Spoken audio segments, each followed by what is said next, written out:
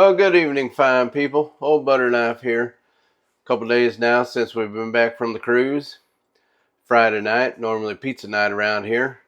So I went to the Publix, got a couple frozen pizzas. They had one buy one, get one free, or as the kids say nowadays, BOGO, whatever the hell that means. So I'm going to show you how I doctor up frozen pizza. Hopefully they turn out good. We'll see. I'll check back in with you here in just a second as I get them doctored up. So we got the little lady here. She's going to hold the camera while I prep these pizzas. Say hello, Ann. Hello. Alright, so the first thing I like to do, of course when these things come, they got everything all jacked up. I like to get my meat spread out a little bit evenly here. Hate to have one or two pieces with a bunch of meat and three pieces with no meat. This one's a little 4-meat pizza right there. We're going to get that spread out real nice. That looks pretty good. I'm going to go over here to the Supreme. Get some of these pepperonis jacked around here. Don't forget to wash your hands because that's important, especially if you're going to be handling the meats. Get that over there. That looks pretty good. Little pro tip on the frozen pizzas. Make sure the round edges, you don't get a bunch of stuff that's going to fall off because it's going to burn up in your oven. And then it's going to smoke and set your fire alarms off. Next, I like to add a little oregano on there. Oh yeah. Gives it some nice flavor. I don't want to overdo it with the toppings, but just a little added something there. Then I like to get some fine cheese. Parmigiano Reggiano. Get some good cheese. Don't skip on it. Get the real Italian. Cost you about $11, $12. Then you get your grater and you just grate some of that fine cheese across there because it'll bake in real nice when it's time.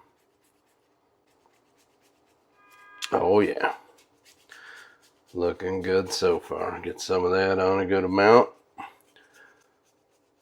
Get yourself a cheap frozen pizza. These are tombstones right here. You can doctor them up real nice. Save yourself a couple dollars. Unless you got a fine pizza joint where you're at. If you got a fine pizza joint, we don't. Then you can just go get real pizza. Just a couple more there. All right. Tap that off so you don't try to make too much of a mess. Then we're going to throw these in the oven for about 20 minutes, what the box said. I like to set the timer a little bit early just in case, but I like mine well done. So we'll check back in with you when these are done and see how they look.